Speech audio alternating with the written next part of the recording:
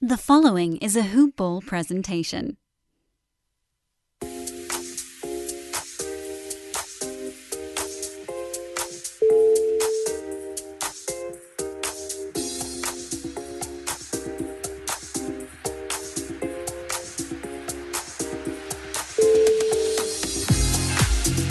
Hoop Ballers! Are you ready?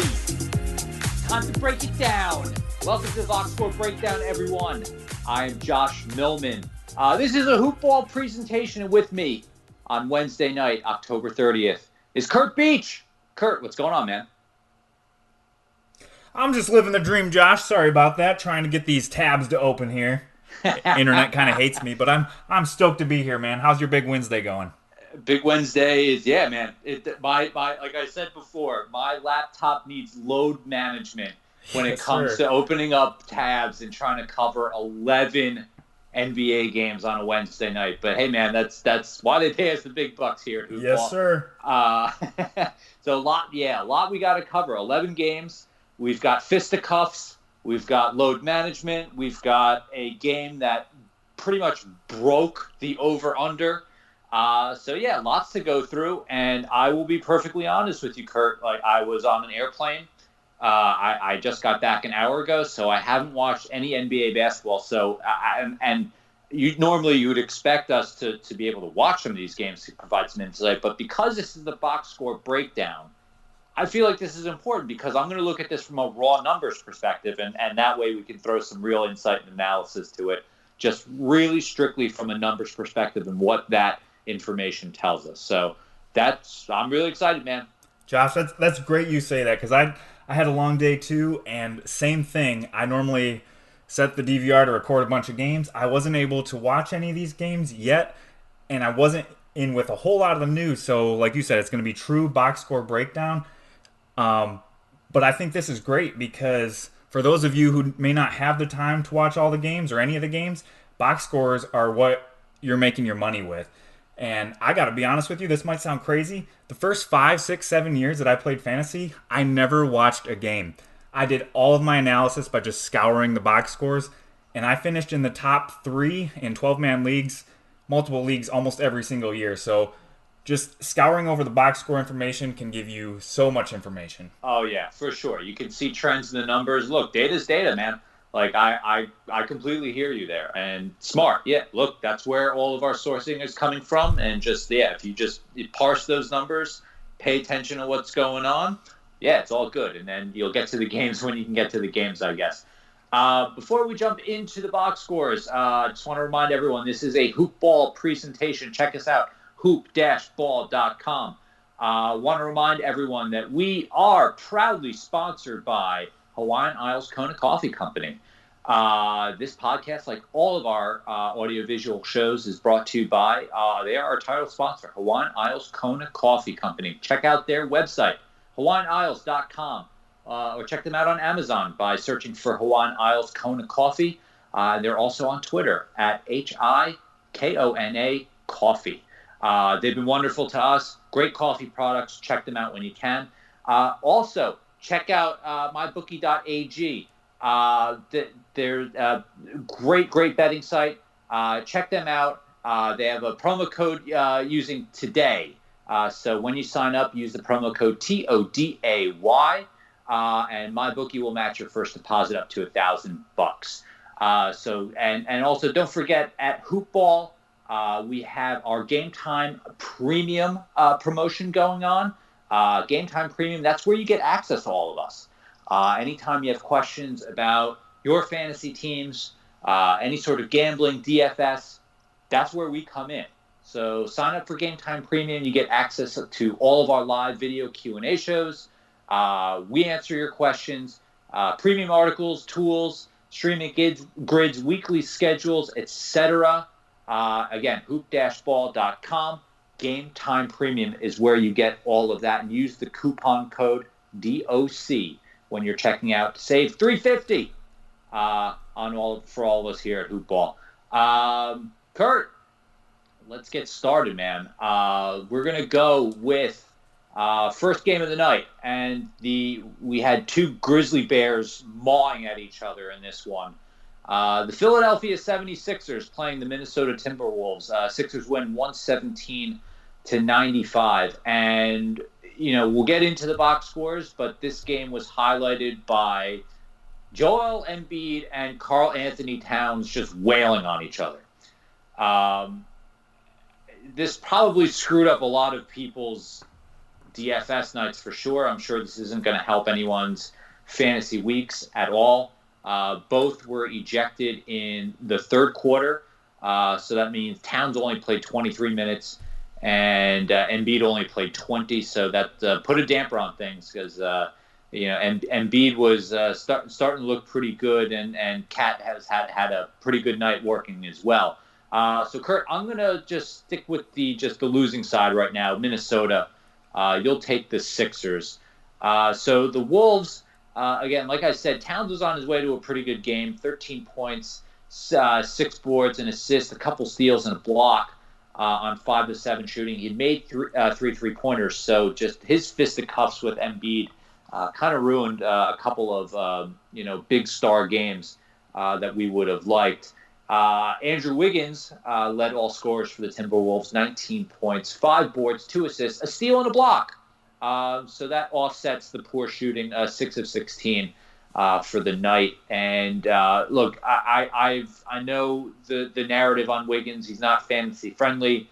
But I refuse to get off the train. He plays major minutes. He can score. He can chip in some boards. And when he gets some defensive stats, like tonight is stealing a block, a three-pointer mixing in as well, that helps mitigate some of the crap shooting percentages that you get. But also, at the same time, he was 6 of 6 at the line tonight. So not a terrible line from Wiggins. And I am somewhat optimistic on him. I know that's a little bit contrarian. He's kind of hovering around top 100 area. So just, that's where you expect him to be. I still am trying to see the bright side of things, but I understand if that's not your cup of tea. Jeff Teague played 25 minutes. He was 6 of 13, 5 assists in this one, 3 turnovers, not much on the defensive side as well. Just a really ugly game as a whole for the T-Wolves. Robert Covington had 3 blocks, but really absolutely nothing else to speak of. Poor shooting night, only 7 points. And not a whole lot going on the bench side. Shabazz Napier added 13 points off the bench, but again, nothing that really concerns you from a fantasy perspective. Curt, anything you want to add on the Wolves before you hop over to the Sixers? You nailed it, Josh. The only thing I got is the hype train guy, Jarrett Culver. Still nothing to see here. It's possible he emerges later in the season, but if you have him, unless you're in a pretty deep league, I think he's an easy drop. Yeah, exactly. Deep leagues, dynasties, hang on, but he's not going to do you any good in standard leagues. Go ahead with the Sixers, Curt. Alrighty, so our 4-0 Sixers going to compete for first in the East, or the least. So we had Tobias Harris put up 18, 9, 2, and 1. Typical Tobias Harris game. Ben Simmons had a nice line. 16, 3 boards, 7 assists, 3 steals, 2 blocks. Did you get you 6 turnovers, but a pretty solid line. Really, it's kind of the usual suspects here. We all know what to expect from the Sixers starting lineup. And really, if any of these guys are available in your league, Josh and I would be happy to just jump in your league next year. So really, we're just looking at the bench here. For a deeper league, Korkmaz, he had 17 points, 2 assists, 3 triples, and that's about it. Other than that, nobody for standard 12-team leagues here. Besides maybe Matisse Thybulle, defensive possibly player of the year. I don't know. He's as a rookie, that might be a little bit of a stretch, but I'm with you there. Definitely.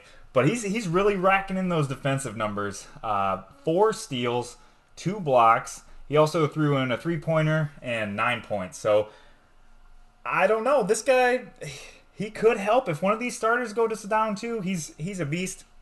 And if you're already in a situation where I am in a couple leagues where you have multiple injured guys, and say it's a weekly or a daily league and you're trying to win a head-to-head matchup, Thybulle could be that guy you bring in to get you those defensive numbers, which could still be categories you win if you have multiple injured players. So when you have multiple injured players and you're just losing the games played battle, a lot of times you're shooting for the percentages and the turnovers. So you're really hoping for a 3-6 or a 3-5 if you're playing 8-cat. But if you pick up Tybal, maybe he could help you swing those defensive categories your way. But other than that, Josh, do you have anything else on these Sixers? Yeah, no, I think you got it. I like Korkmaz just really as a 3-point streamer, and to your Tybal, point, yeah, like the defensive stats are just so insanely valuable. But one thing that caught my attention, I just searched for this because I wanted to see just how the defensive stats were playing because we know how valuable those things are for fantasy players. But just so far in this small sample size of a season, through 4 games. Tybal is ranked 122 on a per game basis, even with the outstanding defensive stats. You know who's 121? Who's that? Andrew Wiggins. Hey, it's your boy. It's not. That was an unexpected little dovetail right there, but it goes to show you that value can be found in a number of different ways. So I think that you look at those guys and it depends on ultimately what you need for your team. Do you need defensive stats? Then yeah, absolutely. Grab Tybal. It's like, and he's going to get, even if they cap his minutes in like the low to mid 20s, because he is still a rookie, he's still going to have that learning curve. And he is kind of like right now, at least a little bit of a liability on the offensive end. There's still value in what he can bring defensively. And Wiggins, he's not going to bring you those defensive stats. He might give you some poor percentages, but if you've built a team with some really good defenders already, then yeah, go get some scoring. There's nothing wrong with that. It's 20-point per game guys don't grow on trees, especially that late, that you can pretty much grab for free. So that, yeah, I think that wraps up our Sixers. So we'll jump into the next game. The next game I've got are the Cleveland Cavaliers beating the Chicago Bulls 117 to 111. Curt, I'm going to take the Cavs on this one. So do you want to start us off with the 1-4 Chicago Bulls? I can do that, good sir. So we'll start with Lauri Markkanen, 16 points, 8 boards, 3 assists, 2 triples. His first game of the year was monstrous. He's still going to be solid, but that may have been his best line of the year. Newsworthy or noteworthy here is Otto Porter Jr. He had 4 games in a row that were basically disasters. I saw him actually get dropped in a league, and people were getting super frustrated with him. He showed up a little bit tonight, no defensive stats, but 15 points, 5 rebounds, 3 assists, and a 3-pointer, and played 27 minutes. And we heard he's being load managed a little bit, but 27 minutes for a guy that can get you well-rounded, not popping off the box score kind of stats, well worth it. If you have OPJ, do not drop. I would not sell low either. Give him time. His value is not going to be lower than it is right now, so you're just hurting your team if you sell him right now. Wendell Carter Jr., 15 and 8, no defensive stats. Zach LaVine, 16 points, no rebounds, 2 assists, a steal, 4 triples. The 3-headed monster at the point guard position, Thomas Satoransky, had 8 points and 8 assists with 2 threes. Not bad if you had him or streamed him tonight.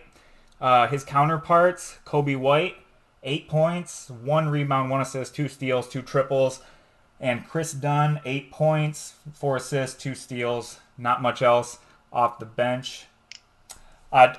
Let me bite my tongue right there. Thad Young, Thaditude. He had 14 points, 5 rebounds, an assist, a steal, and 2 threes in only 23 minutes. Not bad for old man Thad. In terms of the point guard situation here in the Bulls, I am going to hard pass. I don't want any of these guys. If you have to have one of them, Satoransky's probably a decent pick since he's going to get you usually a little bit more assists. If you want the steals, go with Dunn. If you want scoring and not much else, go with Kobe White. But for me, you never know which one of these guys is going to go off, and it's probably going to be a hot hand effect, so I'm not touching any of them. Josh, what do you think of these Bulls? Yeah, I'm with you on the point guard situation. It's kind of a disaster, and I actually dropped Satoransky in the league just because, you know what, I he's basically competing with White, with Archidiakono, with Dunn, all guys that, have, that kind of point guard skill set. Obviously, they do different things a little bit better than each other, but they're all just kind of cannibalizing at this point. And this team runs through Zach LaVine anyway, so so that's not really going to change, and I think that's going to keep their value down. I'm very happy that Otto Porter is had a pretty decent game. It was getting a little dicey. This I'm pleased with this. But yeah, nothing that really stands out, in terms of the Bulls. But just nice to see Porter right the ship a little bit. And Carter's had a great start to the year, so long as he stays healthy. So I'll jump into the Cavs then. Kevin Love, 17 and 20. This is like Kevin Love of old, and guess what? He's been a top 20 player so far this year. I didn't see any of this game, but just numbers would indicate that Kevin Love looks good, and Kevin Love might be back. And I'm really, really excited about that. He played 31 minutes tonight in the Cavs W. Added in 6 assists, a steal as well, 1 of 3 from deep, 4 or 5 from the line, 6 of 10 shooting, which is the one Achilles heel. So 17 points on 10 shots with 20 rebounds. We will take that all the time.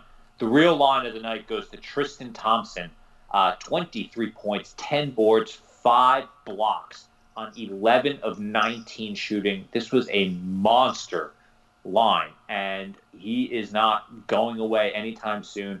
John Henson's out for 2 to 4 weeks. That center spot is his. He is not going anywhere. He's not going to put up lines this ridiculous all the time, but he is worth owning. So as long as he's getting minutes in the mid-30s, which they seem to be willing to do, you got to own him.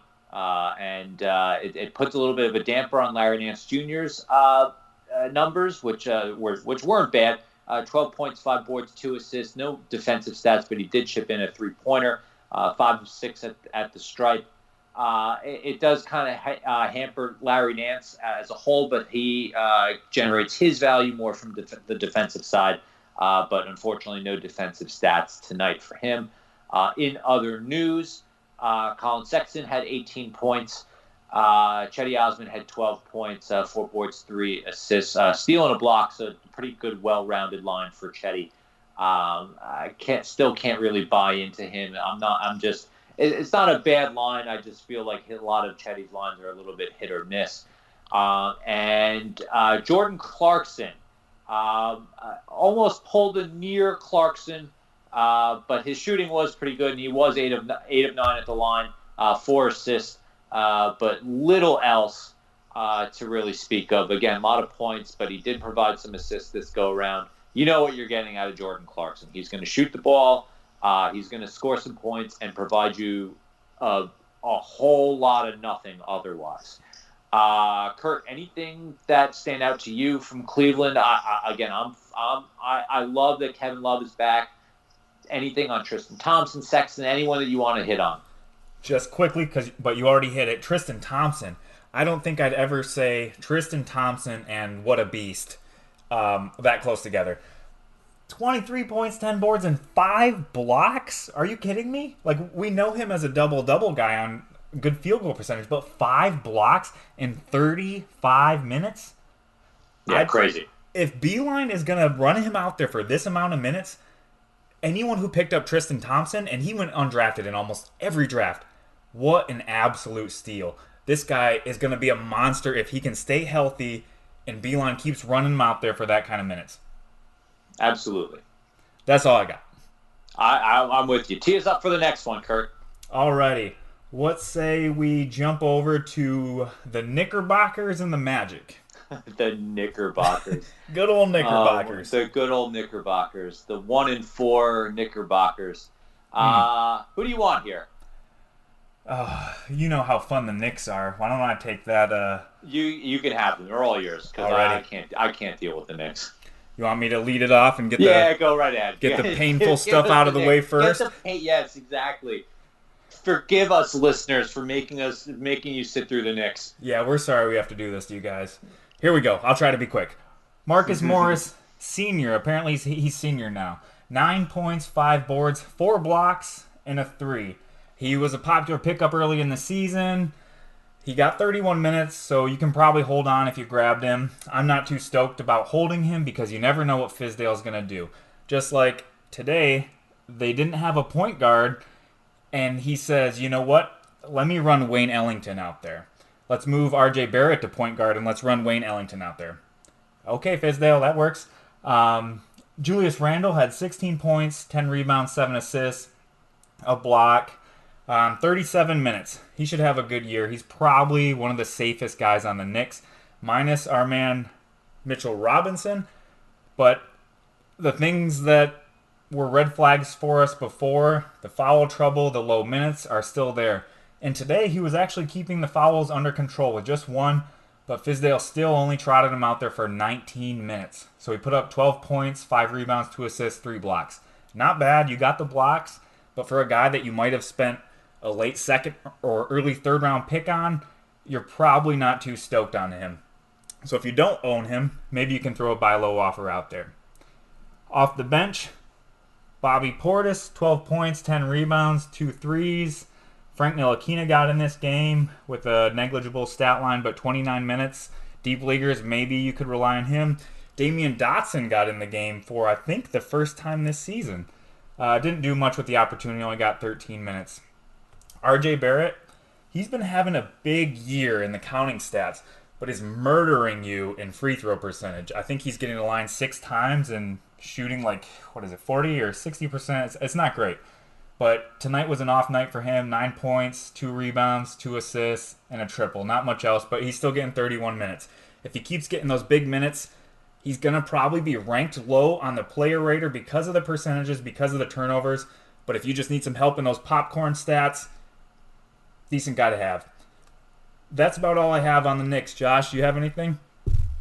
Yeah, I think you said it. It's basically, this is a complete Fizdale.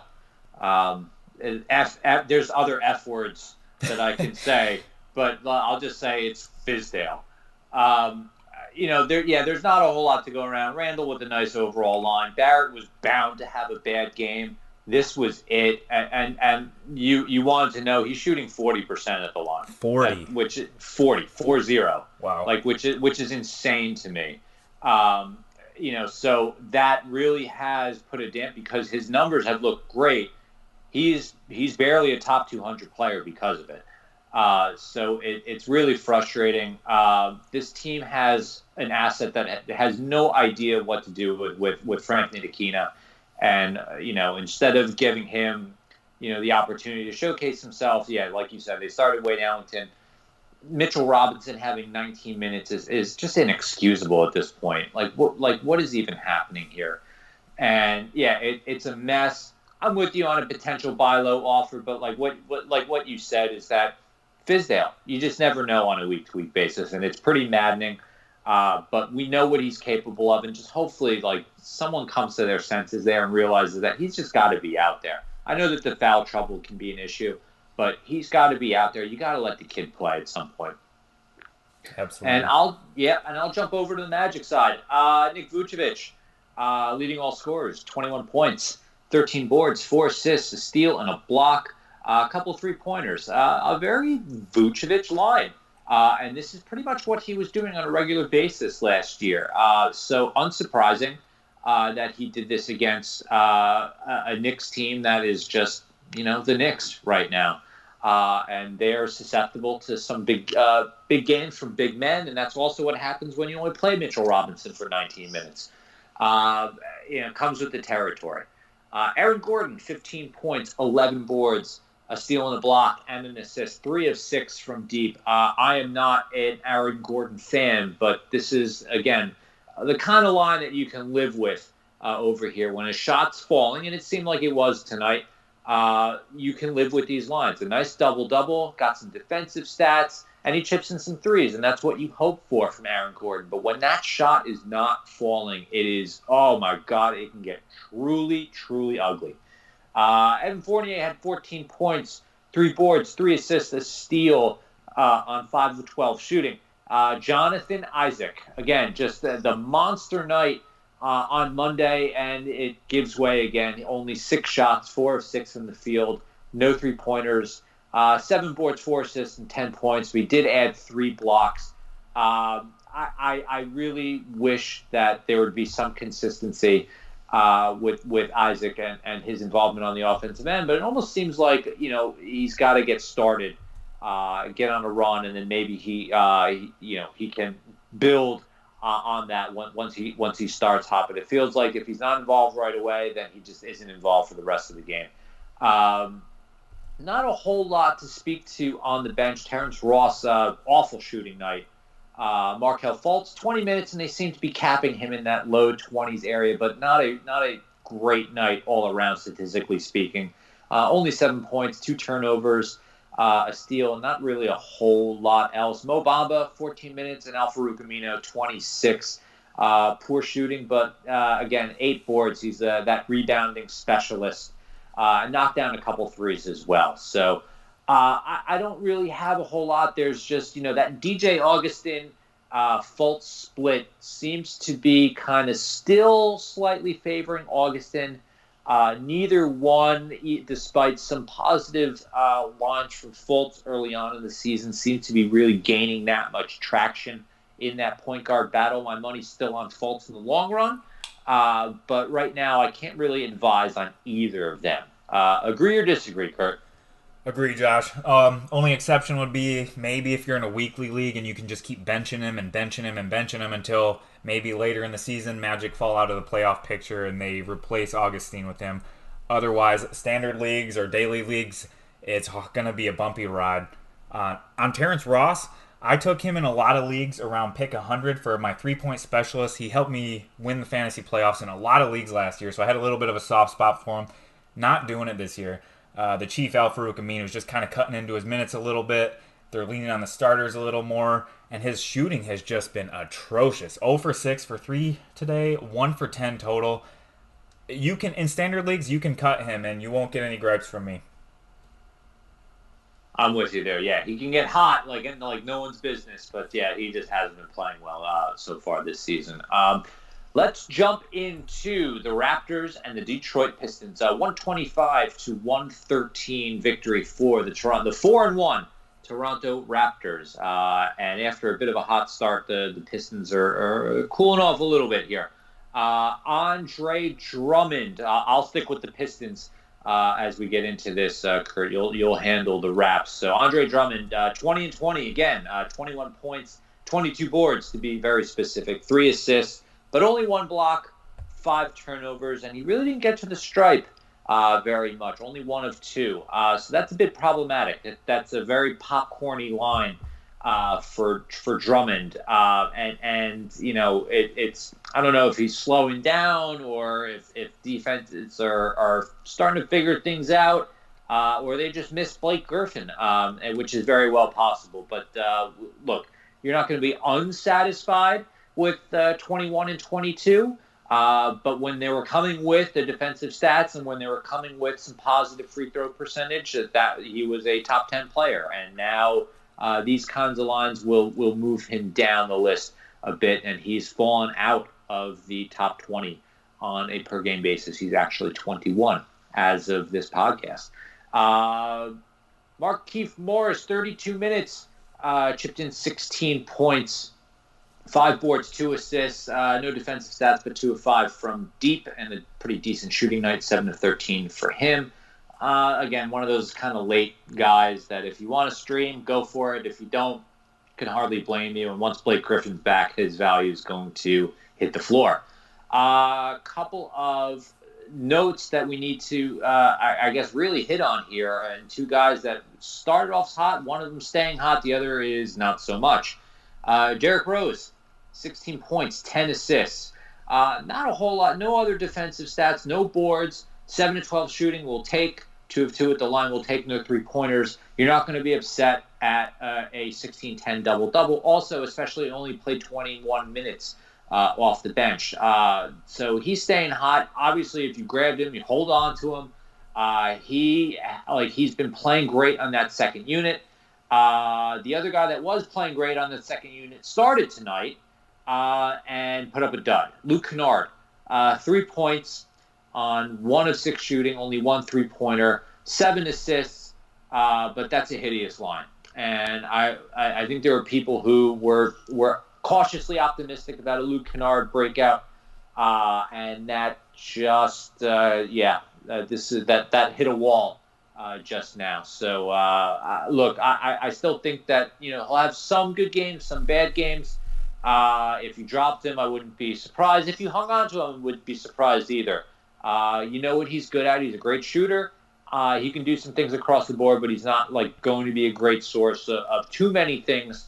But he needs to get hot in order to provide his shooting value there. Christian Wood, who we just keep tabs on, only 16 minutes, 9 points, 1 rebound. Again, you can leave him on your wires. I just think there's too much inconsistency there. And once Blake Griffin's back, his value will kind of plummet. And while Reggie Jackson remains hurt, it's a bit of a point guard mishmash of Tim Frazier and Langston Galloway. Galloway actually had 17 points off the bench. Was perfect at the stripe. Frazier, not a whole lot. 7 points, 5 assists, a steal. You're not really buying either one of them. Derrick Rose is the guy to own on that team. Anything you want to add, Curt, on the Detroit basketball Pistons? Only thing is Christian Wood. Like you said, we saw him become a little bit of a hot pickup here in the last week, a little bit in the preseason. Most of that, at least for the regular season, was because in his last game he went for 19 and 12 with 3 threes and a block in only 21 minutes and shot 8 of 10 from the field. That's just not going to happen every night. Dwayne Casey can't or doesn't want to put him out there that much. So if he's fluctuating around 20 minutes, he's probably not worth owning in a standard league. If you're in a weekly lineups league, you can probably hold on to him, and maybe later on he'll usurp Markieff Morris, or maybe Blake goes down for a long term. Who knows? But you can't rely on him right now. Yeah, I'm with you. Just too inconsistent, and trying to figure out when he's going to strike is it's tough. Yes, sir. You want to hear about these Toronto Raptors who are 4-1 now? Sir, I would love to hear about the Toronto Raptors. Well, alrighty. So we had most improved player, Pascal Siakam, put up 30 points, 5 boards, 5 assists, 2 steals, 3 threes on 13 of 21 from the field. He did this in only 30 minutes. He's going to be a beast. OG Anunoby. This guy is interesting. 37 minutes, second on the team, only to Kyle Lowry. 6 of 10 from the field, a 3-pointer, 13 points, 8 rebounds, 2 steals. I looked at him on the player rater, and he was I know early season, but he was in the top, I want to say 20. He's just killing it because I think it was last game. He either had 5 steals or 5 blocks. He's got solid percentages. He's helping you across the board. And it's funny that he's on the same team as Siakam, because I just have this weird feeling that maybe he could follow in Siakam's footprints and be most improved. I don't know. Marc Gasol, not much of anything going on. He looks really bad out there, guys. I don't know. If he has a couple of good games, I would try to sell him. He does not look good out there, and he does not seem to be a good fit for this team that wants to get out and run. Kyle Lowry, 38 minutes, which is the concerning part. The good news, 20 points, 8 assists, 2 steals, 2 threes, 4 of 5 from the line, 5 rebounds. That's all good. But if he keeps up this amount of run, we all know what happens with Kyle Lowry. He's going to have a great regular season. Fantasy playoffs come around. If you're in a head-to-head league, guess what? He's not there. So he's really helping you, and a real steal if you got him around round 4 or 5, but you got to know the risks that are involved. Fred VanVleet, 13 points, 11 assists, a steal, and a 3. Not a bad line from him. From the bench, Ibaka put up 19 and 6 with 2 assists and 2 steals, no blocks, but 32 minutes. That's good for Ibaka. Maybe he could overtake Gasol. It would make sense. Norm Powell, 19 points. Not a whole lot else besides 3 threes, and he did have 2 steals, so not a bad line for Norm Powell. Um, he's probably borderline in standard leagues. If you're in a deep league, the minutes alone, 29, is worth rostering him just for the opportunity. Other than that, that's about all I have on these Raptors. Josh, do you have anything? Yeah, it's like you said, the rotation looks pretty solidified right now, and it's only 7, 8 guys, maybe 9 if Rondé Hollis Jefferson ever gets out of Nick Nurse's doghouse between the injuries and stuff like that, because he has top 100 upside, but he's got to. And again, I'm a little biased because I'm a Nets fan, but the minutes that Kyle Lowry's getting is a little bit worrisome. We'll take the stats by all means, but yeah, like I don't think that they want to be trotting him out there 38 minutes a night. And the truth of the matter is that Fred VanVleet's been having minutes up in the 30s as well, and that's a workload that he's not really used to on an everyday basis either. The Marcus Sol thing is just, man, I don't know. I don't know if it's just wear and tear from the summer, but I didn't see any of this game, but his numbers on the whole season just suggest that just something is not right there. And, I don't know what it is exactly. We'll see if he can get out of his funk. But Serge Ibaka played 32 minutes off the bench and only 15 minutes for Marcus Sol. I think this team knows that it's better off right now with Ibaka producing the stats that he's producing. And like you said, there's a lot of room for, can they have 2 most improved guys? Can Siakam win most improved 2 years in a row and share it with Anunoby? That would be pretty interesting. But yeah, they're both producing. If you don't have Anunoby already in your leagues, go get him. Absolutely. He's been I think he's a top 30 player. Yes, top 30 player so far this year. And for a guy that most of us either took with our last round pick or picked up off the waiver wire. Yeah, you got to take advantage of that. So if he's out there, go grab him. Let's move on to the Milwaukee Bucks losing to the Boston Celtics. Celtics look pretty good. 116 to 105 was the final score in Boston. Let's do this. I am going to start with the Milwaukee Bucks, and you'll handle the C's. Is that cool, Curt? That's super cool. Yeah, man. All right. Giannis, 22 points, 14 boards, 5 assists, a steal, 2 blocks. Oh, dear God, 6 of 10 from the free throw line. Here we go again. It's really, and no 3-pointers either. He's 0 of 2 from deep. At least he's been trying there, and he's made some strides. But look, we know Giannis. You're not it's hard to complain when he always puts up numbers like this. But, again, his weakness is going to be at the stripe. And the fact that he's not going to deliver a ton of 3-pointers, but he can put up some eye-popping numbers. 22 and 14 and 5 with the steal and a couple blocks isn't like the most Giannis line ever, but it's not bad. It's like that. This almost feels like more like a floor to him than a ceiling. So, but if that's the kind of floor you're getting, it's no wonder you picked him with a top 5 pick. It was Chris Middleton who led all scorers for the Bucks, 26 points. 6 boards, 3 assists. Great shooting night for him, 10 to 15 from the floor, 3 of 6 from 3-point territory, perfect at the stripe. Look, Middleton is a guy that, I guess you can call him a disappointment last year. And he's put up top 50 value so far this year. So a guy that we know can put up top 50 value, and I just think struggled with the shot at times last year. But they need him with Malcolm Brogdon now gone, and this was a night where he delivered. Brook Lopez, 10 points, a couple blocks, 3 boards, 2 assists, only 1 of 5 from deep. Kind of poor shooting night. Not Lopez's best game, but I think there'll be better games ahead for him. So I'm not overly concerned there. He's still hovering around top 50 value at the same time. Eric Bledsoe, also not that great of a game. 7 points, 5 assists, only 3 of 8 shooting. And Wesley Matthews had a really rough game. 1 of 8 and only 1 of 7 from deep. for a whopping 3 points with 3 boards and 3 assists. He really liked the number 3 tonight. That Milwaukee bench, it leaves a lot to be desired. George Hill, 20 minutes, 12 points, 5 boards, 2 assists. That's your best bet, but even still, that's not a bench or a player worth owning.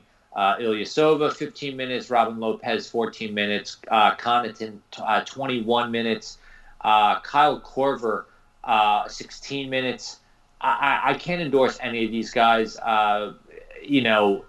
barring, and heaven forbid, an injury to one of the Bucks starters. This is also they're kind of like Sixers light, if you will, where they're starter heavy, and the bench is like, they're just a little bit more veteran in nature than the Sixers, but at the same time, the production just simply is not there. Curt, anything you want to add on the Bucks? Josh, you nailed it.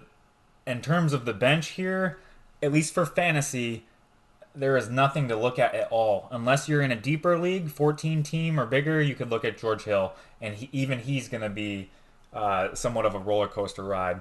In terms of Giannis, man, we had people who were saying that he's number one. He's number one. You got to take him number one in drafts this year. And I did not see it. No matter how I looked at his stats, there's no way he was better than number 5 to me. He hurts you in too many areas.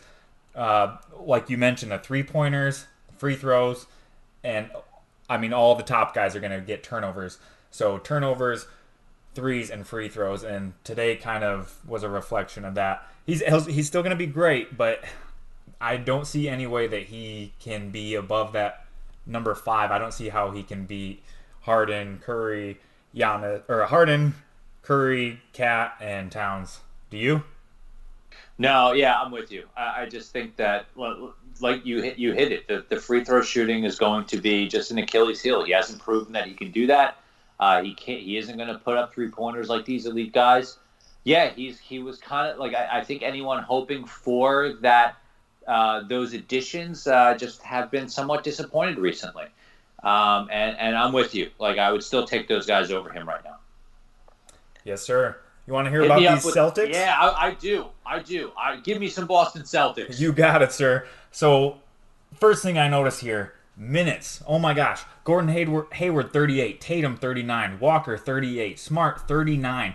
This was not an overtime game, guys. So that is a crazy amount of minutes. It's great if you have these guys on your fantasy teams, but if this becomes a regular team or a regular thing, this is how you get injuries. Although it was the Milwaukee Bucks, one of the best in the East, they probably wanted to prove themselves with their new rebuilt team. So I understand. And as Cantor was out today, so Daniel Tice got the start with 11 points, 9 boards, and a block, and a 3-pointer. The guy that I think a lot of us are we were excited about at times is Robert Williams, the Time Lord. Especially with Cantor being out, you'd hope for a little more on the minutes front. Only 14 minutes, 2 points, 4 rebounds, 3 assists, a block. If this guy could ever get anywhere near the amount of minutes that these starters are getting, look out in the blocks department. Deep leaguers, you could do worse if you're looking for a block specialist. Let's get back to the starters. Gordon Hayward, 21 points, 10 rebounds, 7 assists, a steal, a block, 3 threes. Solid game.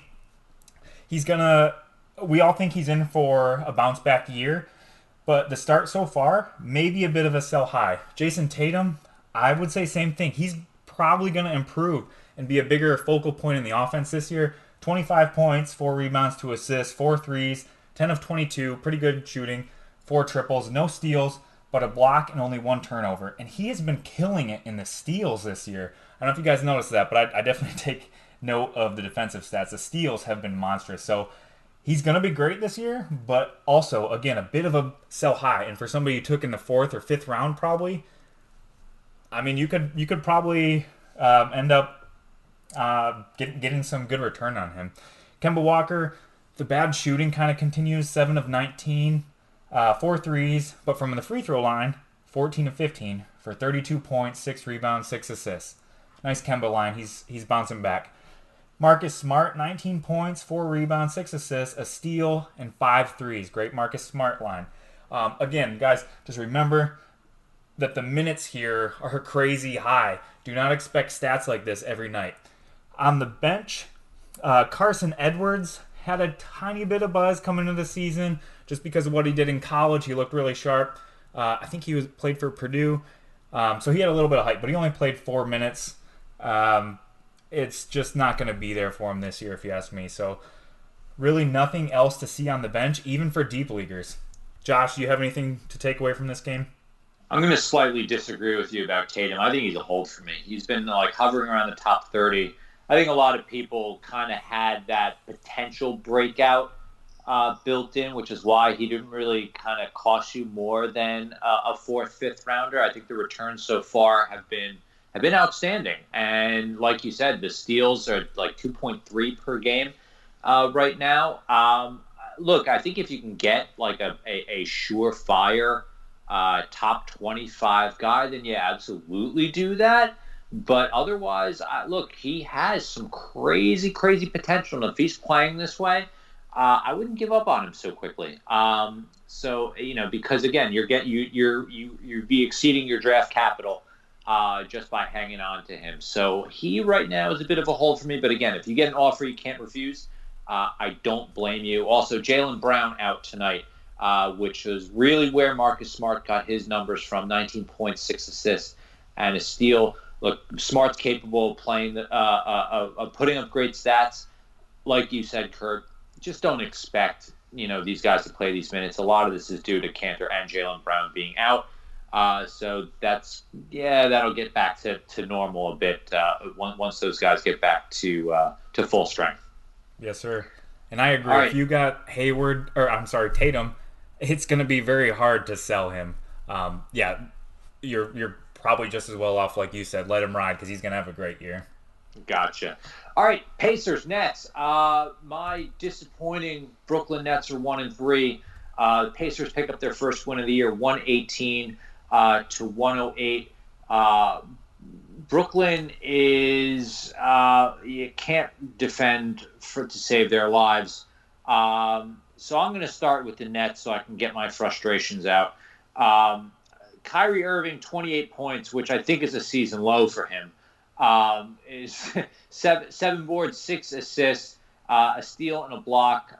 I mean, look, speaking strictly from a numbers standpoint, you're not going to complain about Kyrie. It just, as a Nets fan, I just wish the wins would come with this, with his outstanding box score lines. Of note, Spencer Dinwiddie had 20 points off the bench, 7 assists, a steal. Not the best of shooting, but the Nets need secondary scorers, and I think that Dinwiddie is putting it on himself to be that guy. Because tonight Karis LeVert had a poor shooting night. He was only 6 of 18, and Joe Harris shot the ball decently, but hasn't felt like he has been as involved in the offense as he was last year. Really just kind of dependent on the 3 ball, but he is good at attacking the basket. So only 13 points for him, 2 boards, 3 of 6 from deep. But that's, Harris, can be more than just a 3-point streamer, but that's kind of what he's looked like so far this year. The love of our lives here at Hoopball, Taurean Prince, only 8 points, but 2 boards, 2 assists, 2 steals, a block. He also did not have a great shooting night, but because of his abilities on the defensive side of the ball, he was also 2 of 8 from deep. The scoring wasn't there, the boards weren't there, the popcorn stats weren't there, the cash counters were. So if this constitutes a bad night for Taurean Prince, I'll take that. And still, I think a guy who should be delivering top 100 numbers so long as he remains healthy and on the court. Jarrett Allen came off the bench in this one, only 8 points, 8 boards, 2 blocks. DeAndre Jordan started this one, 17 boards to go with 8 points and a block. I just look, the Nets center rotation, I really didn't think that Jordan would overtake Allen, but I think right now that they're looking for Allen to provide a spark off the bench, whereas Jordan can come in and provide some banging against some of the bigger, centers in the Eastern Conference, your guys like Embiid's. and Miles Turner tonight, but it just hasn't seemed to work out so far, and the results haven't been positive for the Nets. But really, like, you're looking at Kyrie Irving on this team, and then a bunch of guys who kind of could hover around top 100 value. You're just not really sure. There just really aren't that many sure things. But if I had to place bets on anyone, it's going to be Spencer Dinwiddie. It's going to be Taurean Prince. It'll be LeVert, too. Just it was a horrible shooting night for him. But, yeah, they got to cobble together. They got to get some runs together, and they got to find some better chemistry and some better defense before we can really fully rely on these guys from a fantasy or reality perspective. I agree, Josh. Taurean Prince was a popular late-round pick due to his amazing preseason where he was shooting almost 70% from three. Don't be too concerned about this line. He did have the 4 fouls, so that probably limited his playing time. And he still got you a decent line of 2 threes, 2 steals, and a block, so 5 cash counters. Definitely hold. All right, give me the Pacers, Curt. All right, Josh, here we go. Domantas Sabonis, 29 points, 8 rebounds, 4 assists, a block, 2 threes, 11 of 18 from the field, 5 of 6 free throws on 36 minutes. Solid line. TJ Warren, there were drop questions about this guy. There were times last year, while even though he's injury prone, he was in the top 40. Drop questions on this guy, Josh. He comes back with 20 points, 3 rebounds and assists, 3 steals, no threes, which he normally gets, but he did go 8 of 16 from the field and 4 of 4 from the line. I'm in one of those Yahoo Pro Leagues, actually a few of them, and it's crazy. Sometimes you see, even in these quote-unquote pro leagues, he got dropped in one of my leagues, and I threw out, like, I think $20 of fab budget and picked him up. Miles Turner, quiet night. I have to look into what happened with him. He either got, I think he rolled his ankle, was it? He hurt his ankle? Yeah, what? He rolled his ankle, and it didn't look pretty. He was in a significant amount of pain. So that's unfortunate for one of the guys who's probably going to compete for most blocks in the league. Malcolm Brogdon. Wow, you have to admit your mistakes. You know, I felt like he was getting way more hype this preseason than he deserved. I understand he's great with the percentage with the 50, 40, 90, but I just didn't see him being more than like your third, fourth kind of point guard guy. He is tearing it up in assists. He's getting double-digit assists almost every game. He's got 3 steals, 8 boards, and a 3. So I got to admit, I totally missed on this guy. If you grabbed him in the middle rounds, you were in very good shape, especially in a year where elite point guards and that amount of assists were very, very hard to come by after the first few rounds. If you got him, congratulations. Jeremy Lamb, 25 points, 7 boards, a steal, and 3 threes on 11 of 19. I think this is his best line of the season. So far. Definitely a hold. Do not drop him. I saw drop questions for him as well. Doug McDermott got in for 32 minutes, but he did not a lot with it. 6 points and 2 threes. Justin Holiday, not amazing, but we know his stat set of threes and steals.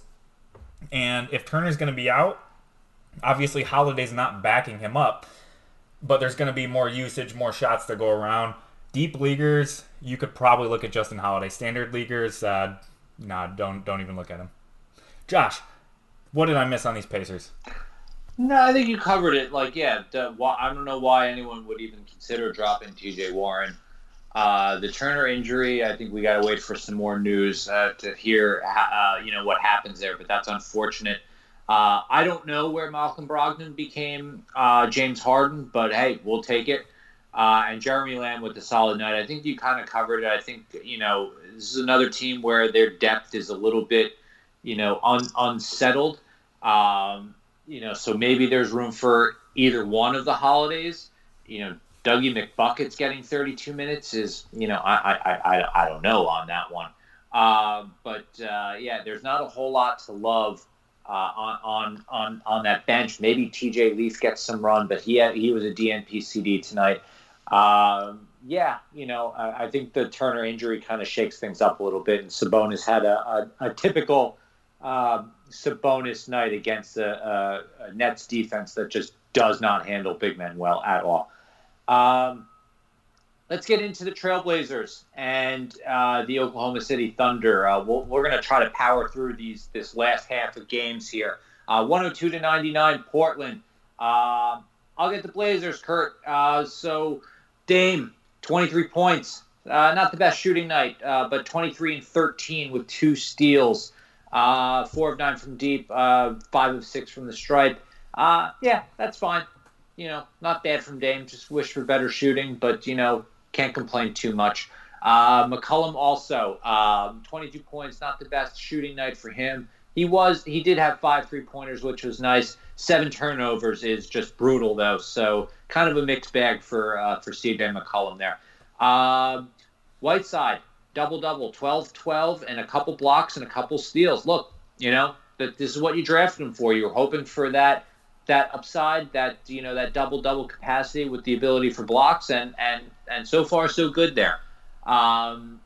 Otherwise, another spot start for Anthony Tolliver while Zach Collins is on the shelf. Only 6 points, but some defensive stats there. 2 blocks, a steal, 5 boards. Short of streaming. Can't really advise a pickup, though. Rodney Hood started and played 34 minutes, only 9 points, but he did chip in a couple steals, a block there. 3 boards, 2 of 5 from deep. And again, as long as the Blazers are a little banged up, I don't mind streaming guys like Hood or Kent Bazemore as well. Bazemore had 14 points, 5 boards, no defensive stats, but he did have 3 3-pointers. Was in some foul trouble there as well. Scal with the Sierra and Hazonia, 21 minutes and 20 minutes respectively. But not a whole lot to speak of. Labissiere had 2 blocks and a steal, but again, those minutes will probably go away once Zach Collins returns. Curt, anything else you want to add on the Blazers? You nailed it, Josh. The only thing I have is for someone who didn't play, Zach Collins. This guy has a shoulder injury right now. It's not supposed to be super serious, and we're seeing him dropped a lot. He was at 60% owned in all Yahoo leagues a week ago. Now he's at 42. So everyone's dropping him. Everyone's jumping ship. You need to keep this guy. He's a guy that could get you 1.5 blocks and 1.5 triples or more. We saw him do stuff like that in the preseason. Yeah, preseason, so take it with a grain of salt. But if you're looking for a big who can give you that combination and you're seeing this guy dropped in your league, you need to pick him up. That's all I got, Josh. I hear you, man. Give me the Thunder. All right. The Thunder. So Steven Adams, who has had a quiet year so far, was out today. And Nerlens Noel, 28 minutes. We all know what Noel's capable of in the defensive categories if given the minutes. We've just never seen him get the minutes. Guys, tonight it happened. 28 minutes, 15 points, 14 boards, and surprisingly, the defensive categories were a little lower, a steal and a block, but he got you 2 assists. He was 3 of 4 from the free throw line, 6 of 7 from the field. So a solid game from Noel. If Steven Adams is going to miss more time, you can definitely run him out there. And this is definitely also something to keep in mind once Steven Adams comes back, if he ever goes down again. DFS players definitely keep Noel in mind. He could be a great value. Gallinari, 15 points, 6 boards, 3 threes, 2 of 2 from the free throw line. Kind of a Gallo line. Shai Gilgeous-Alexander, 13 points, 18 rebounds, 3 assists, a steal. No threes, 7 of 10 from the free throw line. Kind of bad from the field with 3 of 13, but he'll bounce back. He's having a great season. 36 minutes also, so that's awesome. Terrence Ferguson, nothing to see here. Chris Paul had probably one of his better games of the season with 21 points, 5 boards, 5 assists, 2 steals, 10 of 11 from the free throw line, which really boosts your free throw percentage, and a 3. He was a good buy low candidate prior to tonight. That window's probably closing after tonight. Dennis Schroeder, a big hoop ball guy. I think we can say this now, but one of the hoop ball 6, so definitely somebody you should have an eye on. 17 points, 4 rebounds, 2 assists, a steal, and he took 17 shots, the most of anyone on the team. So even though this line isn't amazing, it's definitely something you need to take note of, and he's actually owned in all of my leagues. If you want to be ahead of the curve, or at this point actually you're probably behind the curve if you're trying to look for him and he's still available. But if he is available, you need to pick him up.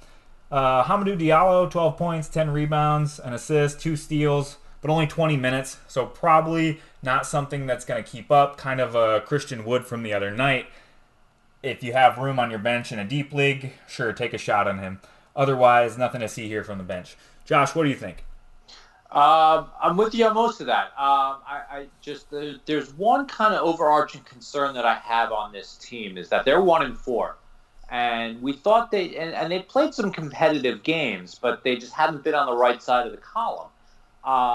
So I just wonder, look, Chris Paul had his best game in a Thunder uniform.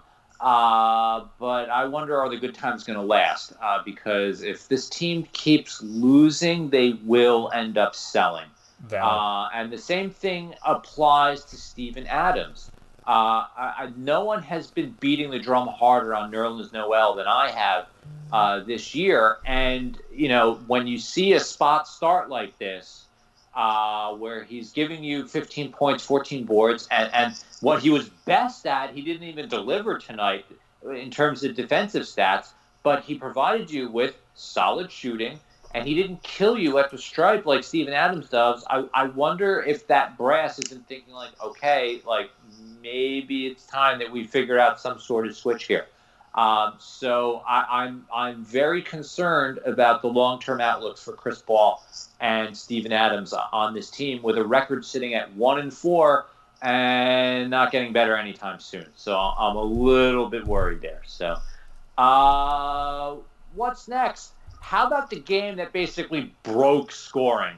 A game that tied the NBA record for most three-pointers. I think made or attempt. Yeah, most three-pointers made in a game by two teams. It tied the NBA record, 43. The Houston Rockets beat the Washington Wizards 159 to 158. I'll quickly handle the Rockets because they're pretty simple to diagnose. James Harden is nuts. He's nuts. 59 points, 9 assists. 4 turnovers, but who cares, man? 59 points and 9 assists. It's just nuts. 17 of 18 at the stripe. And we were due for a really good Harden shooting night. I think that's been his Achilles heel so far this year, is that his shooting's been poor. Well, guess what? He was 18 of 32 tonight. So we can put those concerns to rest. Do we want more defensive stats? But that's just being nitpicky with Harden. It's freaking Harden, man. Russ, triple-double, 17, 12, and 10. A couple steals, a block, 7 of 16 from the floor, and only 2 of 4 from the stripe. Now, this is kind of the same problem that we've had with Russell Westbrook over the years, is that lots of popcorn, the turnovers are rough, the shooting's rough, and the free throw shooting is rough. And we initially kind of thought he might have turned a corner, but if you look at a line like this, you say, there's some old habits that are still there. Obviously, we're not selling on him right now. There's still more time in the season, but with the Rockets scoring like this, and I think being amongst the leaders in the league in pace, can't really complain that much. But again, we had already built in some buyer beware to Westbrook's draft price because of the capability of him to kill you in those percentages. And this was a night where that happened. Clint Capella, 21 points, 12 boards, a steal and a block, 3 assists, 9 of 13 from the floor. He's also a poor free throw shooter, but that is not why you drafted him. He delivered pretty much everywhere else. PJ Tucker, continuing his strong start, 9 points, 5 boards, 4 assists, 3 steals. Only 3 of 7 from the floor, but that's not where he does his damage. He can shoot the 3, only 1 3-pointer tonight, but he's had a great start to the season, and they are going to keep trotting him out for many minutes as their starting 4. And Daniel House is their starting 3. He had 29 minutes, 5 of 9 shooting for 16 points. Look, if he's going to be their starter and play nearly 30 minutes a night, he's worth a speculative ad because this team's running right now, and they're playing good, and they're playing good basketball. And if House is going to be heavily involved in that rotation, yeah, why not? Especially if he can chip in some scoring, chip in some defensive stats like 2 steals and a block like he had tonight. Well worth a flyer if you have some room on your team. The bench leaves a lot to be desired. You're looking at Eric Gordon. Eric Gordon was 5 of 13 from the floor and 5 of 13 from long distance, just to put that in perspective. So every single one of Eric Gordon's shots came from outside the arc for 15 points and little else, only a board and an assist. If you spent a late pick on him, you're really just drafting a 3-point streamer at this point and point scorer. It's going to be rough percentage going because, again, he's not going to deliver. If all of his shots are going to be from beyond the arc, and I can't even believe I'm looking at this line where it's entirely 3-point shots. I mean, sometimes maybe you get a layup here and there, but no, 13 3-point attempts for Eric Gordon in this one, and only 15 points, one board, one assist. You're just basically having him to stream 3-pointers, and that's kind of it. Nothing really else to kind of speak to on the Rockets. Austin Rivers had 20 minutes. It's Austin Rivers, so don't worry about that. Curt, you got anything on the Rockets? Josh, I have nothing more than what you said. Nailed it. You want to hear about the Wizards? Give it to me. Alrighty, here we go. Bradley Beal, who's really struggled with his shot this season. Probably similar as Curry, he's clearly the best option on the team, so he's drawing all the pressure defensively, so it makes sense that they're going to struggle from night to night with the shooting. Not tonight. 14 of 20 from the field, 7 of 12 from three-point land, 11 of 12 from the stripe, for a grand total of 46 points, 8 assists, 3 steals, 6 rebounds, and 5 turnovers, and in 41 minutes. Great line if you own Beal. Isaac Bonga, nothing to see. Ish Smith, no thanks. Thomas Bryant, this guy, I loved his outlook coming into the season, and unfortunately I only got him in a league or two, but 13 points, 12 rebounds, 5 assists, 1 steal, 4 blocks, and he didn't make any threes, but he can do that. There were times in the preseason in limited minutes where he hit 3 or 4 threes in a game, so that's definitely another part of his game. This guy can do everything. Great value pick. Even if you got him in the 5th round, he's probably going to finish higher than that. One guy that I wasn't sold on, Rui Hachimura, 23 points, 5 rebounds, 9 of 15 from the field, 3 threes, 2 of 2 from the stripe, and only 1 turnover. No defensive stats. But when I looked at Hachimura, really similar to who was the guy, the Atlanta rookie? DeAndre Hunter. Both of these guys had similar pedigree when I looked at them. It was points, rebounds, not much in the defensive categories, and not much from three-point land, which made me less interested. But if he's getting these minutes, which he should because he's a rookie on a team that's not going to do so well, he's a great guy to have on your team. Can't deny that. From the bench, Davis Bertans, 21 points, 3 rebounds, 2 assists, 6 of 9 from three-point land. This guy was getting unnoticed in a lot of areas, and he is a great 3-point streamer. And on the box score here, it says strong forward, but I'm pretty sure in Yahoo leagues, I may be wrong, but I'm pretty sure he can play power forward and center. And I may be wrong. But if not, that's a great skill set to have from your center, getting those out-of-position threes. Troy Brown Jr., this guy, deep leaguers definitely need to be watching him. He was the favorite to come into the season and start at shooting guard, but he got injured. So this was his first game back. He actually wasn't supposed to be back for quite a while. He hit 2 threes, he had 14 points and 3 rebounds. Not much else, and it was only 17 minutes. So if the minutes are going to stay low, you can't rely on him. But like I said, first game back, so those minutes should trend up. And I don't see any reason why he couldn't replace Bonga in the starting lineup. So somebody to look at right now, definitely in deep leaguers, standard league guys, just keep an eye on him. Other than that, I'm sorry, I almost missed the biggest thing for me. Isaiah Thomas. This guy, we knew what he did when he was in Boston a few years ago. And obviously, he's not going to do that again. But he talked about all preseason about how he's stoked to finally prove himself that he can still play. He's in the best possible scenario for that on this team that's starting Ish Smith right now. And he's on a 20-minute minutes cap. But as you saw today, he played 24 minutes, so he even went above his minutes cap. So I think that speaks wonders. He has 17 points, 2 rebounds, 10 assists, a steal, and 2 threes. He did have 5 turnovers, but for somebody that you probably picked up off the waiver wire in a year where point guard is a thin position, this is a great guy to own. I would much rather have him over a guy, say, like Markelle Fultz or Darius Garland. If he's sitting on your waiver wire right now, I would say run and pick him up because, like I said, he's on a minutes limit. When that increases, these stats, they're going to be fun. You could have a real good value here on your hands. Josh, what do you think? Yeah, I'm with you. Hachimura, that the stat secret's out. Like if he's got to be owned in the majority of leagues now. And like you said, Thomas is the guy that I'm eyeing on this team. He got some crunch time minutes in this one. They're going to limit his minutes, like you said. But if I'm looking at a long-term solution, it's Isaiah Thomas in this one. I do like Troy Brown Jr. as kind of a deep league flyer, and they did like him. He did get the injury.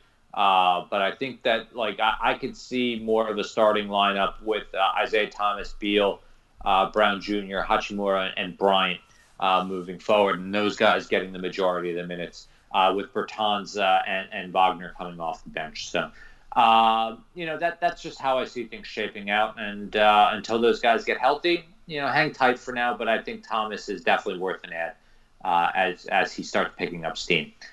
Hornets and Kings. The Charlotte Hornets win 118-111. Charlotte, led by P.J. Washington, the surprise breakout for the Hornets. He started out strong, cooled off a little bit, and guess what? It took the Kings to get the strong back out of him again. 23 points, 8 boards, 3 assists, no defensive stats, but 10 of 13 from the floor. God bless the Kings defense. Just a good night for P.J. Washington. Cody Zeller, strong double-double, 12 points, 15 boards, 5 assists, also no defensive stats. But again, who cares? Kings defense. We're going to take that from Cody Zeller, who we advise you to pick up on because he's got that top 100 upside for a big guy. Miles Bridges, 17 points, a steal and a block, 2 assists.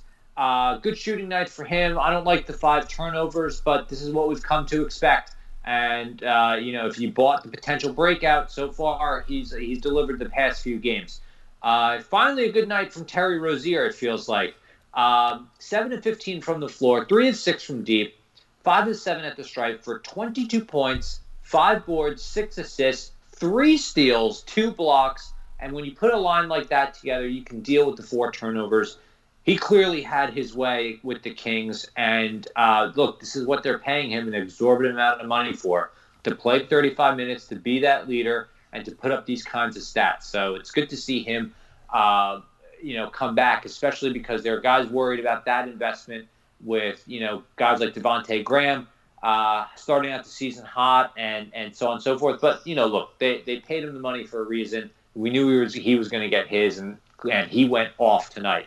Speaking of Devontae Graham, 30 minutes off the bench, only 4 of 7 from the floor, though, but 12 points and 9 assists. So he's merely making most of his time, even when he's coming off the bench. So not a bad line for someone you picked up on the fly.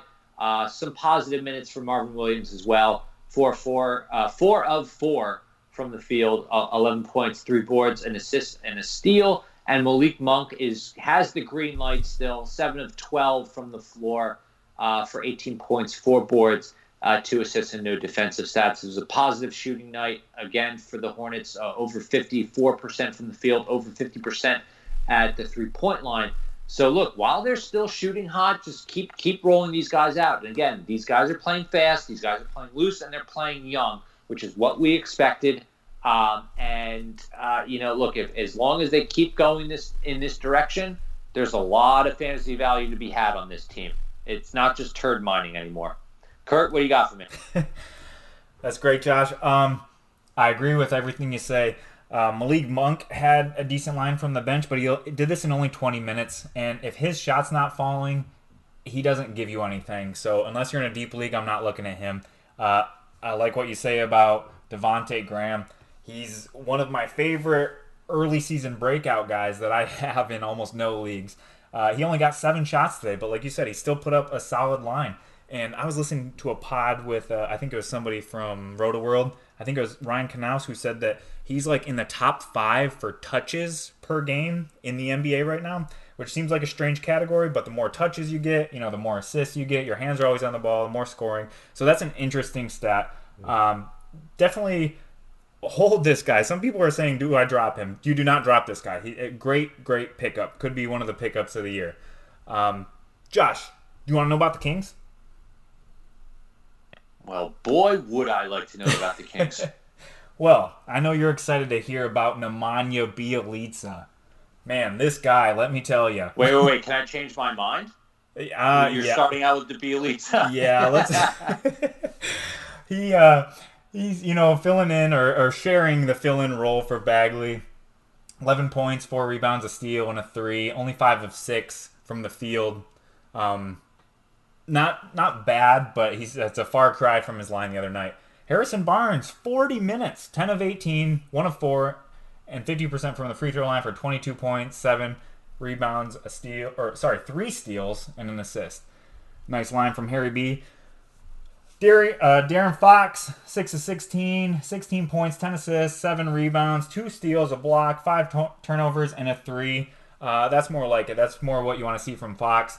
Buddy Hield, also, he was a bit of a buy low candidate after a couple of bum games, but he bounced back tonight. The shooting wasn't quite at Buddy's standards, but he still gave you 23 points, 7 threes, 4 assists, and 2 steals. On the bench, is it Bogey Bogdanovic? Yes, this is Bogdan Bogdanovic. He had 12 points, 5 assists, a steal, and 2 threes. He's probably really the only guy to look at here on the bench, even in a deep league. But the guy you all want to know about, Richaun Holmes. Oh my gosh, if you haven't seen the highlight reel of his game the other night, just type in Richaun Holmes. It's from like 2 days ago. You're going to see some monster dunks, some crazy blocks. This guy, we're hoping, has maybe finally overtaken Dedmon. I know I say finally, it's only a few games in. But Dedmon just does not seem to fit this offense. He cannot keep up with the fast pace they want to run. I guess I should mention today, he had 4 minutes with 0 points, 1 rebound, 0 assists, 0 steals, 0 blocks, 0 threes, 0 field goals. You get the gist. Richaun Holmes, on the other hand, played 35 minutes for 17 points, 9 rebounds, 2 assists, 2 steals, 3 blocks. Just monster line. And I know they paid Dedmon, so they're going to have a hard time justifying continuing to start Holmes. But he's putting up lines like this with as athletic and energized as he is on the court. You cannot take him off the court. You're just going to have to, if you're Sacramento, you're just going to say, sorry guys, we paid Dedmon. That was a bad idea. We're going to start Holmes. And if this keeps happening, I know people are saying he's got a shelf life. Bagley's coming back. Not necessarily. They could just bench Bjelica and put Bagley in his spot. So finally, after years of hoop ballers riding the Richaun Holmes train and hoping for an opportunity, after years and years, this is probably the time. If he is somehow still on your waiver wire, he went from about 2% owned 2 nights ago to about 40, 45 right now. You have to pick this guy up. Like, pause the podcast right now and go pick this guy up. Josh, what do you got? I want to plaster Brewski's face on the image of Shawshank Redemption when Andy Dufresne escapes from prison, like when it comes to Richaun Holmes. I would imagine that's what he feels like. Run, do not walk, run like your rear end is on fire and get Richaun Holmes. And the minutes say it all. Dwayne Dedmon was a -4 in 4 minutes, and Richaun Holmes played 35 minutes. That says it all. And like you said, I don't think that they're so stupid as to, when Bagley comes back, that they wouldn't give him Bjelica's minutes. I would hope that that's the obvious solution with the way that Richaun Holmes is capable of playing. But look, I don't know. It's still the Kings. So, I'm not entirely sure. And until they start winning some ball games, there might be some lineup tweaks. But until Richaun Holmes says otherwise, and until Luke Walton goes Luke Walton, own him, ride this hot hand. It's again, you will thank us later. And that's what we do here at Hoop Ball. We ride the Richaun Holmes train. Choo-choo! Exactly. All right, we're almost towards the finish line. Let's knock out these guys quickly. These West Coast games. The Kawhi-less Clippers go down to the Utah Jazz, 110-96. Let's start with the Clips. I almost don't want to go do too many of these guys because you're not really going to own them because the focus is going to be on Kawhi, who we're 5 friggin' games in and he's load managed. Like, go figure. That's not ideal at all. So Lou Williams, with the lead scorer, his unusual starting role, 9 of 7 from the floor, 24 points, 4 assists, 3 boards, 5 turnovers. It's a fairly standard Lou line, but at the same time he's asked to do a lot without Kawhi there, and so the scoring was good, the turnovers not so much, no defensive stats either, but that's not really what he excels at. Pat Beverly, 4 of 13 from the floor, tough shooting night for him, and only 1 steal. It just feels like this game got out of hand in the second half, so I just don't think that there was a whole lot of incentive for the Clips to really play their starters too deep into this game, or at least the guys they feel most valuable. Of the guys that would be notable, anyone who kind of put money on Montrezl Harrell to have a big night in Kawhi's absence were sorely mistaken. Only 10 points, 1 block, 2 boards. That was an ugly night after a really strong season or start of the season for Trez. Better days ahead. Chalk this one up to this team just started getting pummeled in the second half and just said, this is just not our night.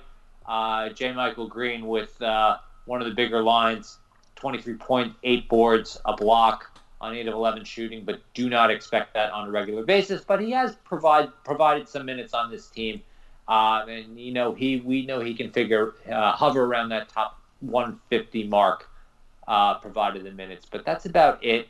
Patrick Patterson has been playing a lot of minutes, but not doing a whole lot with them. That story sounds familiar. And Landry Shaman only 1 of 7 from the field, so he didn't really do much in this game either.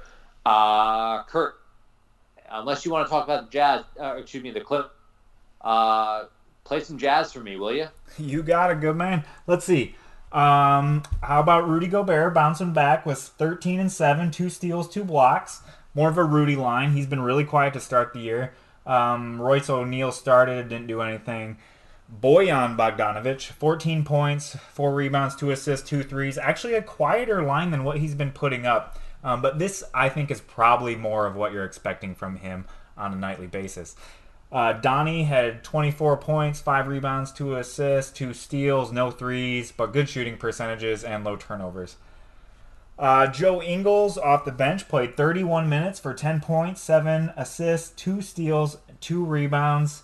Not much else on the bench. You may see I glossed over one person, and that's because I'm super stoked to talk about Mike Conley, the guy who has been maybe one of the biggest disasters so far to start the season. Finally bounced back. No more 0 of 7, 1 of 16 shooting. He was 11 of 17 from the field. He hit 5 threes. He had 29 points to lead the team in scoring.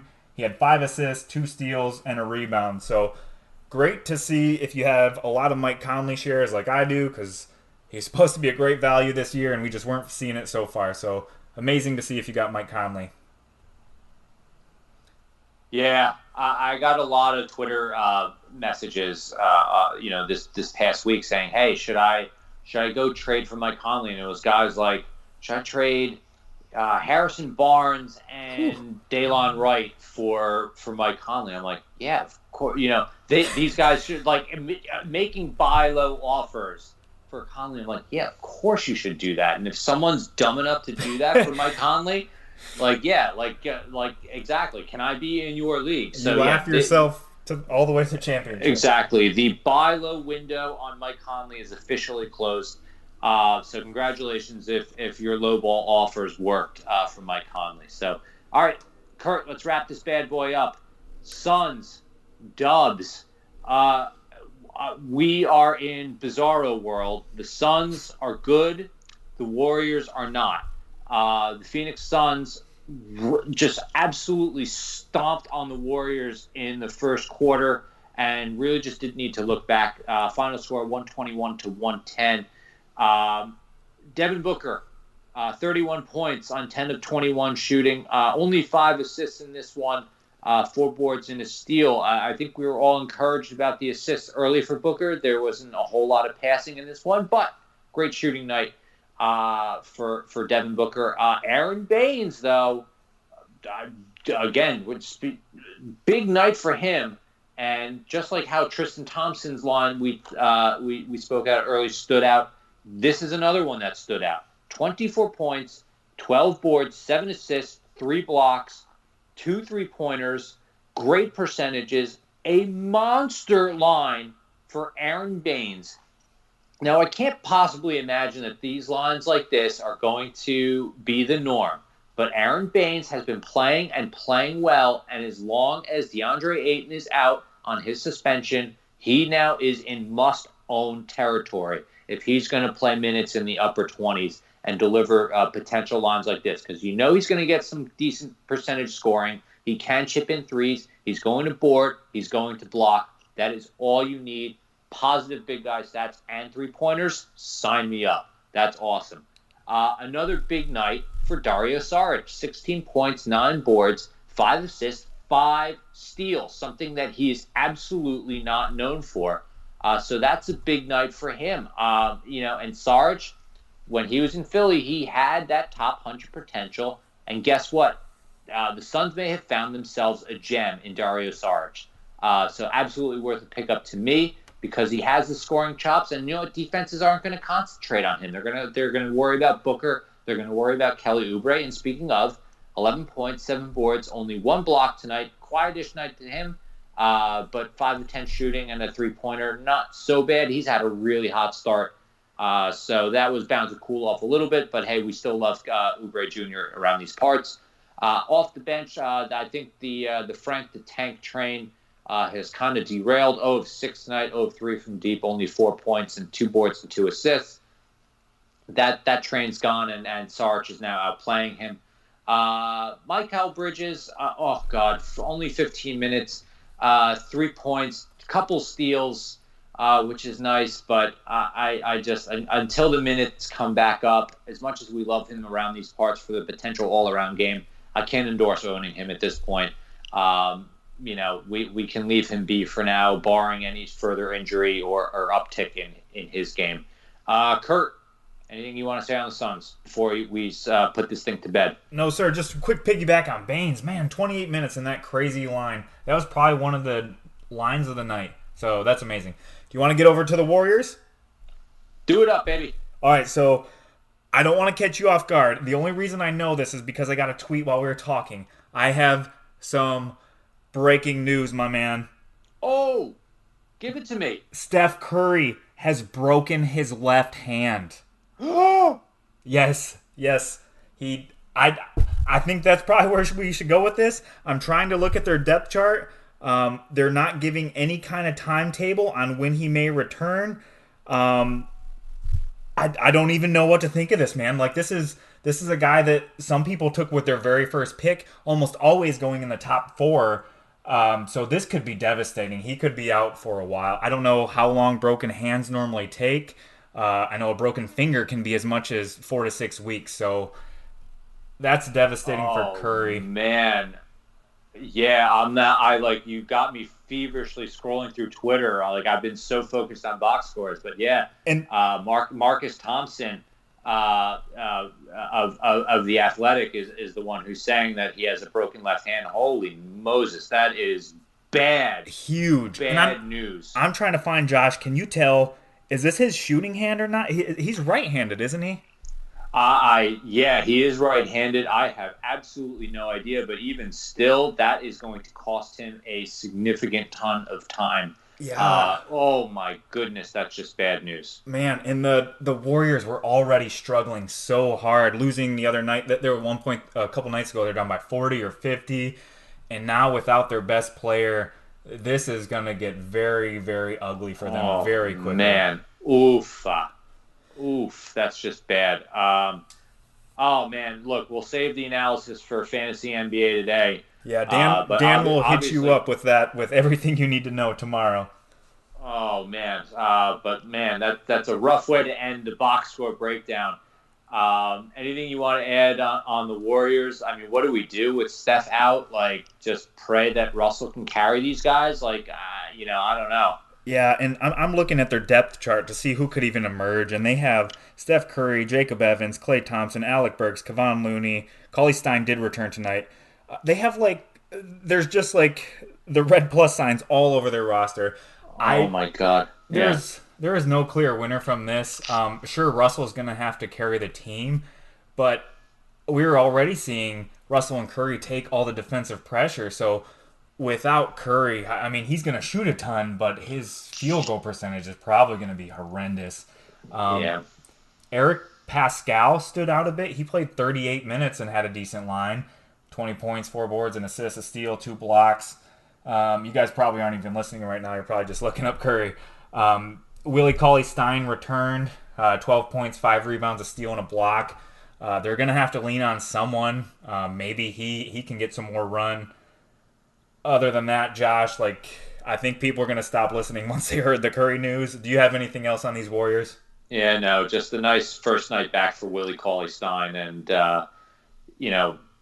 just horrible news. Rough way to end the box score breakdown. But hey, it was a fun slate regardless. Just some crazy news coming out of the association. Wasn't expecting a broken hand from Steph, but we had some big stat nights and a fun 11-game slate that we covered. Curt, thank you, my man. Guys, this has been the box score breakdown for Wednesday, October 30th. I'm Josh Millman, and you can find me on Twitter at Josh Millman. Curt, sign us off, baby. Yes, sir. I'm Curt Beach, a.k.a. Captain. You can find me on the Hoopball forums at Captain Canegas or on Twitter at Captain Canegas, CaptCaneghis. Thank you, guys. It's been a great ride. Thanks for tuning in. Josh and I have been having a lot of fun with this. Looking forward to having you tune in every Wednesday. Again, this has been a Hoopball presentation. Have a great night. Enjoy, Hoopballers.